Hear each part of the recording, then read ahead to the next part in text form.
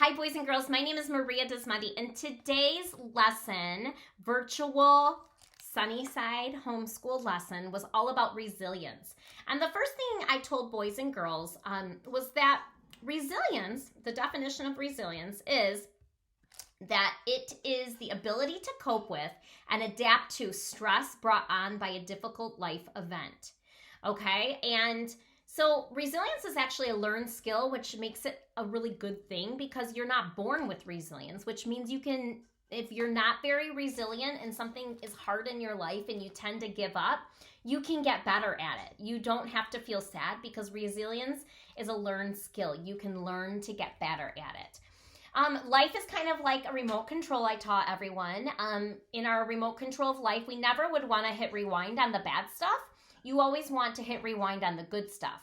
Pause is for the good stuff, and fast forward is for the bad stuff, right? So you're going to fast forward through the challenging times. Like, you're not going to go back and say, oh my goodness, I want to revisit the time that my friend and I were in a huge fight and I had all those terrible feelings. You would never want to go back to feeling that way again. That's rewind. You would want to fast forward through that. So the way that we fast forward through difficult situations is through resilience, and I'm going to teach you the 3 steps for kids. The first step for resilience is acknowledging your feelings, self-awareness. So you put your hand on your heart and you think to yourself, how am I feeling right now? Okay? And it's okay to sit with those feelings. Step number 1, you might be there for a while. Step number 1 might also require coping strategies. We also call those self-regulation strategies. And we're going to talk more about what those strategies are on Friday.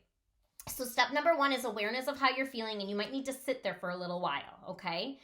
Step number 2 is to let those feelings go. Say, you know what? Okay, I've sat with these feelings.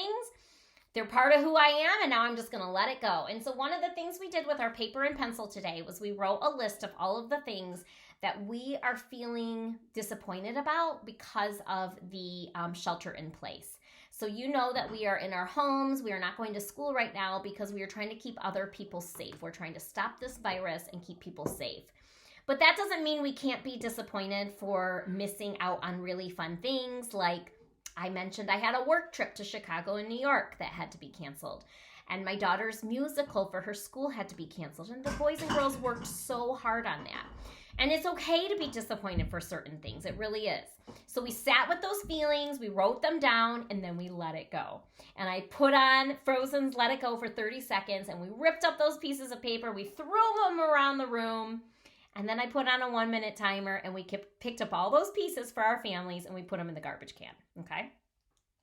I read 2 books today. Well, I went over 2 books today. I didn't read them both. But the first one was Jabari Jumps, and this is by Gail Cornwall. And in this story, the little boy sat with his feelings of being scared about wanting to dive off the big diving board. He avoided those feelings a little bit. He sat with those feelings, and then he was actually able to accomplish what was difficult, and he jumped off the diving board successfully. Another story we talked about was The Thing Lou Couldn't Do by Ashley Spears. And Lou actually wanted, her friends climbed a tree to play pirates, and she didn't actually want to climb the tree.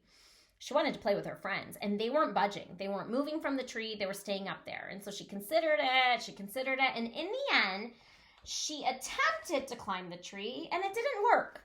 And she said, it's okay, not yet. And she went back to, you know what? She loves an adventure. She's not doing it today. It's a difficult task. She'll do it eventually, but it's not going to happen today. Both of those stories have okay attitudes. They're both positive attitudes, and that's step number 3 in resilience is a positive attitude. And you can have an attitude of, yeah, I can do this, like Jabari did, or you can have an attitude of, this is hard. I can't do this yet.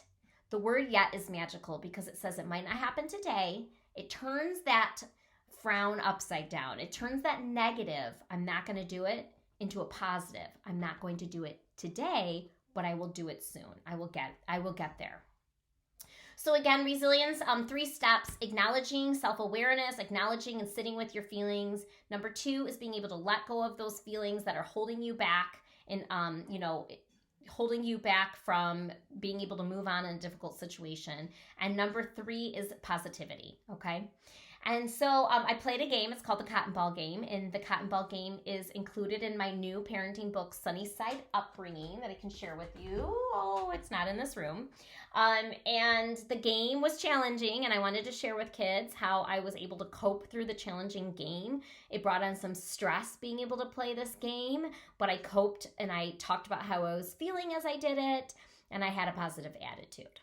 All right, boys and girls, you can go ahead and download the videos that I shared today, a couple examples of resilience, just one example of resilience. You could actually do the lesson with Let It Go. I have that included in the PowerPoint as well. Thanks, everyone. Maria Dismondy. I'm a children's book author, and I will be tuning in on Friday virtually as we read The Fruit Salad Friend, and we talk about friendship, which is one of the books included on this poster that we are selling for $6. And so you can check out your email. It has 101 must-read books for families, and we're challenging ourselves to read all of those books during the school shutdown.